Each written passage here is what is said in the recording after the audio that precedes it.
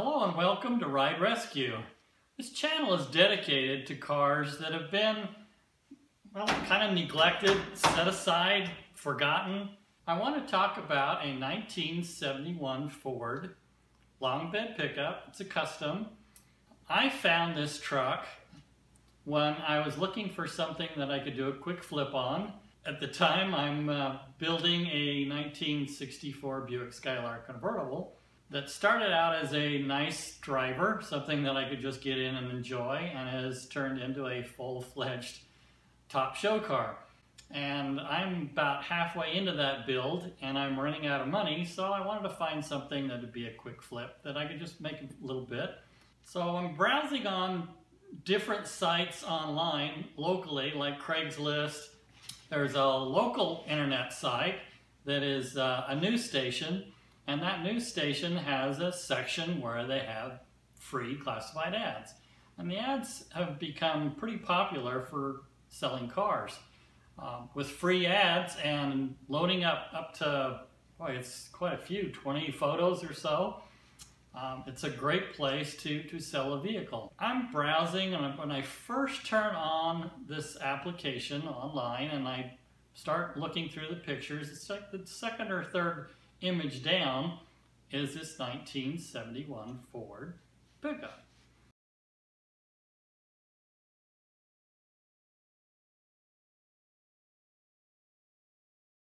But usually when you see an older vehicle with 14,000 original miles, it's turned over.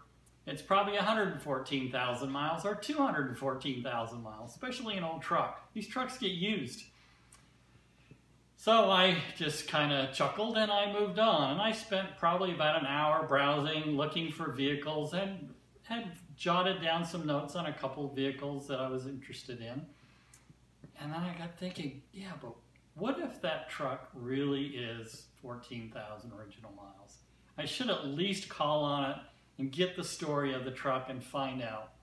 So I call the phone number, and a gentleman answers the phone. He says the truck is his father's truck. The book value at the time, absolute top perfect truck with the options this truck had, was about $15,000.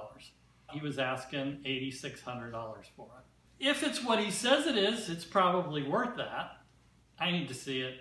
I need to see it for myself. I need to really judge whether this is everything that he says it is. He claims he's got documentation that says how many miles are on the truck.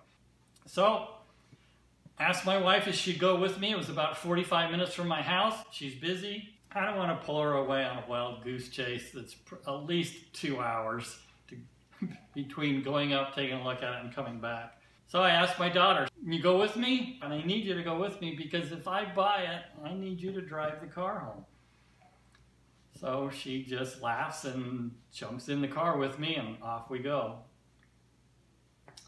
When I pulled up to the house, the truck was sitting out front. And my daughter looked at me and she just started laughing. She says, "I can tell by the look on your face you're going to buy this truck." Even from a distance, I could see this truck was perfect. So my thought is, okay, well, has it been restored? You know, what is the true history of this truck? As I'm walking around the outside of this truck, I'm looking to see any little hints that maybe this has been repainted, because the paint is perfect. I can't see a scratch anywhere. As I walk around the front, there's a couple little rock chips. As I walk around to the back, see a little bit of a scuff on the back bumper. Open up the tailgate. It's perfectly clean inside. There's little scratches on the tailgate. There's a scuff mark across the top of the tailgate where the back of the camper shell has been closed against it and rubbed. Everywhere I look, the rubber around the windows is still pliable and soft. Open up the door and look inside. The interior is covered with towels and blankets. And when I'm pulling them back, the seats are perfect and they're soft and it smells new. It's hard to believe that a truck this old could smell new. The floors are original mats, no wear. The dashboard is perfect. The steering wheel is perfect. They're always cracked. As I'm looking around looking for flaws, I noticed the door panel on the driver's door has got some chips in it. So obviously, every time the guy got out of the truck, he just let the seatbelt go and it'd bang into the door panel. I was chipping the paint off. It had a lot of little chips on it. So it looked like somebody had been driving this truck a lot, but low miles. So I kind of pointed that out to the owner, the gentleman that I was talking to, and he said his father would take the truck out once a year for, 40 years? Every year he would get the truck out, go get gas, drive it around, about a half a tank of gas, and then put it away. Every single year. He kept it licensed just in case he needed it, but he wouldn't let anybody borrow it to move. He wouldn't let anybody borrow it to do yard work. So out of all those years of not driving it, it started to get a little bit of wear and tear. So after getting a little bit of the story about the truck, I opened up the engine compartment and I was shocked at how perfect the engine bay was. Not only was everything there that I expected, but there was no real grime. It was clean. There was some dust from sitting. There was a little bit of oil residue from seepage in areas, but it wasn't leaking oil. It didn't show any real major signs of wear. There was zero rust. There were bolts in this engine bay that were raw metal from the factory that didn't have any rust on them. Just amazing, the condition. And then on the top of the fender well was a whole bunch of these little red sticky type lettering tape that told the story of this truck. Every time he changed the oil, every time that he did anything to it, there was a label there. And about the only thing that had ever been done is he felt like the brakes were getting too old, so he put new brakes on it. He felt like maybe the belts and the hoses were getting too old, so he replaced all the belts and hoses. And then one day, the water pump started to leak, so he put in a new water pump. Every time he was starting this truck up, all those years, he'd start it up once a year, take it for a drive around the block, get a little bit of gas, keep the gas fresh, keep everything loose, and he'd put it away. The condensation was building up in the exhaust system, and the exhaust system just completely rusted out. There was holes in it everywhere. The muffler rusted out. So he took it to a local muffler shop, and he had the original single exhaust replaced with dual exhaust. And he put some glass pack mufflers on it. So it sounded pretty good. But again, from only getting it out once a year and driving around the block and getting gas and putting it away, the second set of exhaust also rusted out. And you can see that in these images. Where the condensation just sit in the pipe, it rotted through. The exhaust system in it wasn't the greatest, but everything else about the truck, as I'm climbing around inside of this and looking at it everywhere, I'm just stunned at how perfect this truck is. So I bought it. I told the guy, I gotta go to the bank, I'll be right back. I didn't even want to negotiate with him. There was no reason to negotiate. His price was very reasonable. So I came back, I gave him the money, he gave me the title, and I took it home. Once I got it home, I crawled underneath the truck and it was dirty.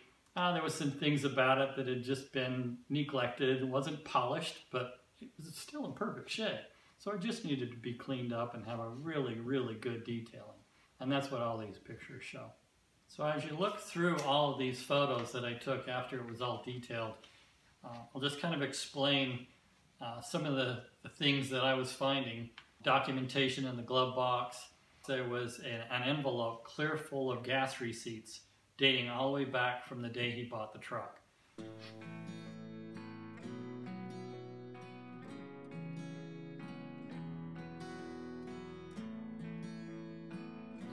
A brief skip through time. In 1974, the truck had 4,482 miles. In 1977, the truck had 6,917 miles. In 1981, 8,853 miles. In 1986, 8,856 miles. In 1999, it finally turned over to 10,000 miles. In 2008, the truck had 13,000 miles. And in 2011, when I purchased the truck and drove it home, it turned over to 14,000 miles.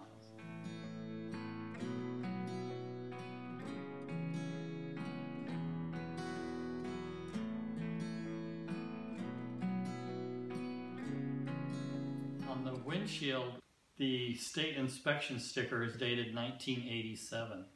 After he was no longer able to drive and the truck sat in the garage, it was no longer used. But as you can tell by the miles, in 1999, in 2008, and in 2011, the miles were changing. So somebody was getting the truck out and was keeping it moving, keeping it rolling, but it wasn't licensed. From the condition of the truck, it never changed. The truck was perfect, so whoever was getting the truck out during those years, if it was his daughter or his son, they were definitely taking care of it. Another thing that you'll notice, the original tires for this truck with 14,000 miles would probably still have quite a bit of tread. But at that age, the tires most likely showed a lot of weather crack. So it only makes sense that he would replace those tires. The tires, though, when I bought the truck, were probably over 20 years old. They were like brand new steel belted radials. Now, as you look through these pictures of the undercarriage, you'll see the spare tire still has the original sticker on the tire. So that is the original factory tire that came from Ford. As you look around underneath the truck, the side of the transmission, there's an inspection tag hanging on that transmission when it was inspected from the factory. There were other inspection tags that were hanging on this truck. You'll probably notice those throughout the pictures. The original owner custom ordered that camper shell the day that he bought the truck. They handmade that camper shell in Ogden, Utah specifically for his pickup truck.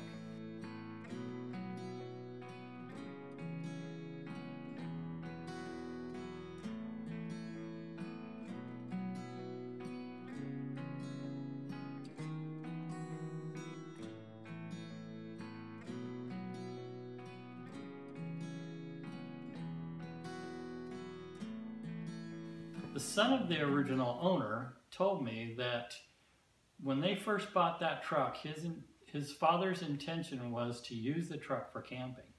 They bought a little camper trailer.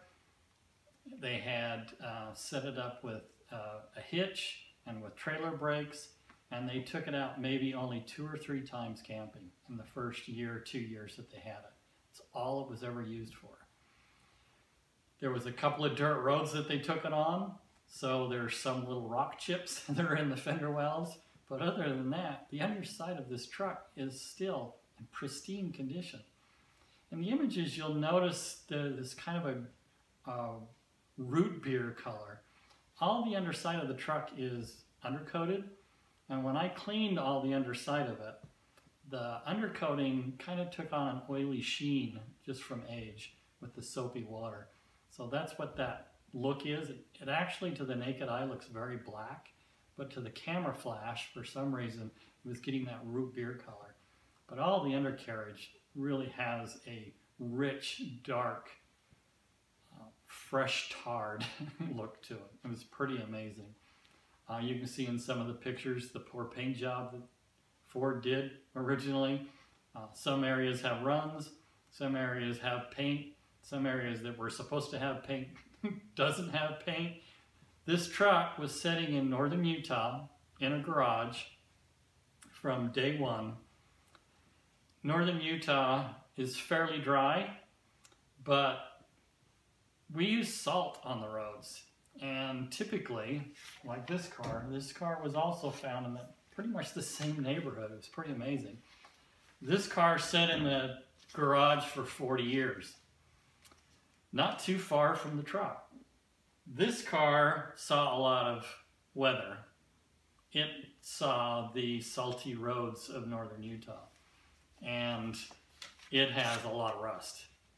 There's rust in the rocker panels, there's rust in the trunk. But compared to other areas across the country, there's nowhere near as much rust as you'd see in other areas, especially in the Rust Belt. Northern Utah is considered a high desert, but it's not as dry with the snow in the winters that we have compared to like you would see in Arizona.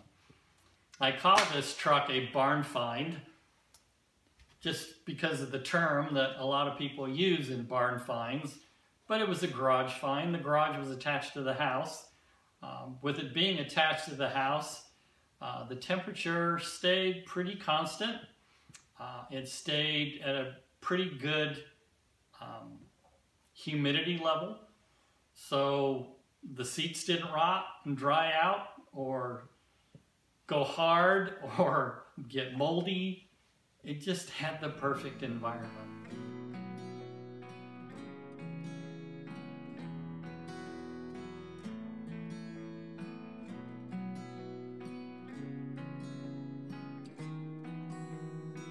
A lot of these pictures are from when I took the truck to a car show. I was originally just planning on cleaning it up and reselling it, but I had to show it off. It was such a unique find. I wanted people to see it. So I took it to the local Autorama.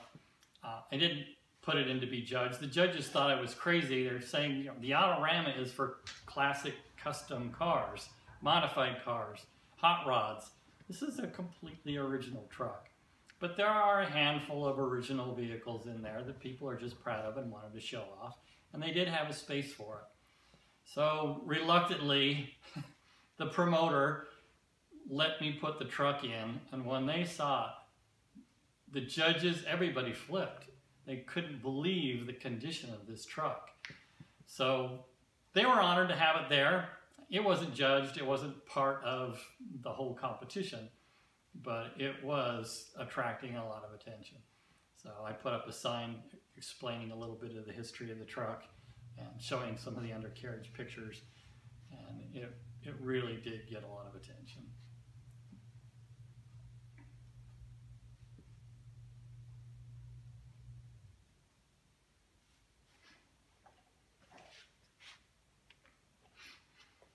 This truck really is a time capsule. It is in the condition that you would pretty much expect coming right out of the Ford assembly line.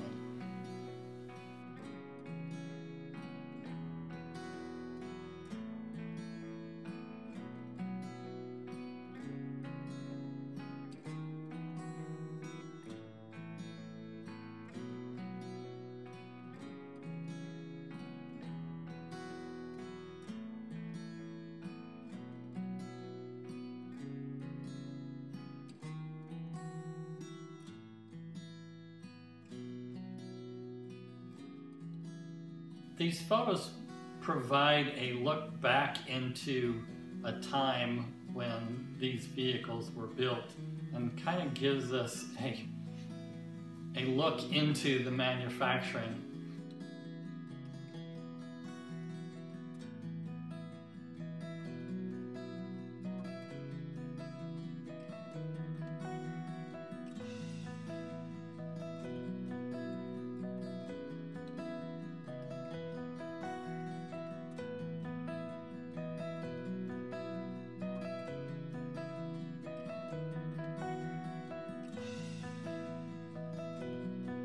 And these photos can be used for people that are trying to restore an old truck, a similar truck, to see how things would have been done at the time.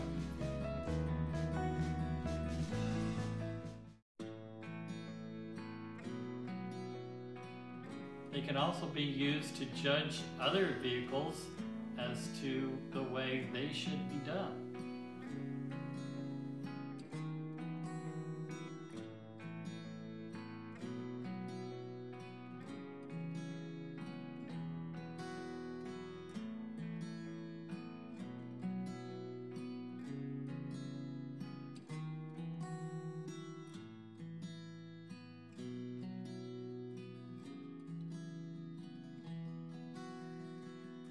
After showing the truck at the Autorama, I decided it was time to part ways with the truck and get it to somebody that could really enjoy it. I didn't have the space for it.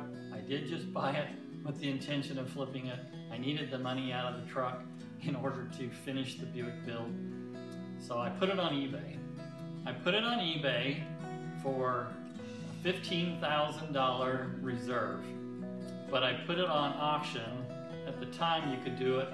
Now, usually you have a buy it now or something like that. But at the time I put it on, I started it out as $1 and I put a reserve on it. My reserve was set at $15,000. The bids just went crazy for the first 10,000 and then it stalled.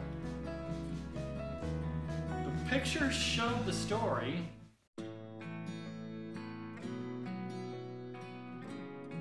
But eBay is always tough. It's tough to really trust, to know what you're getting. So I had a feeling there might be some issues, so I had the truck appraised. And the appraiser that did the evaluation was very well known across the country and was able to help back up the story by confirming the quality and the originality of the truck.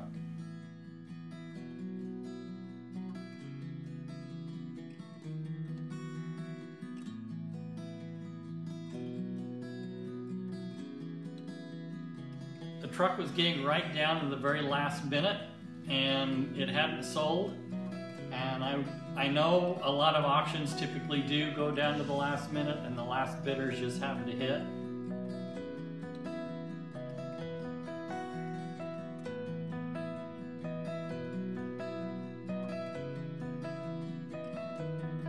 It sold, and it sold for exactly what I was hoping to get. So my estimate, the appraisal was $15,000. So we hit the market right where it was, right where it needed to be. The previous owner, the lady that ended up inheriting the truck, she tried to get $25,000 for the truck. Obviously, it wasn't going to bear that kind of money, but $15,000 was reasonable.